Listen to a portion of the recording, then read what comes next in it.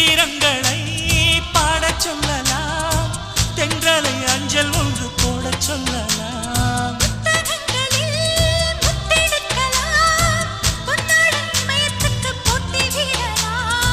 பூமிக்கு பொட்டு வைத்து பார்க்கலாம் பார்க்கலாம், பூவுக்கும் ஆடை தைத்து போடலாமா?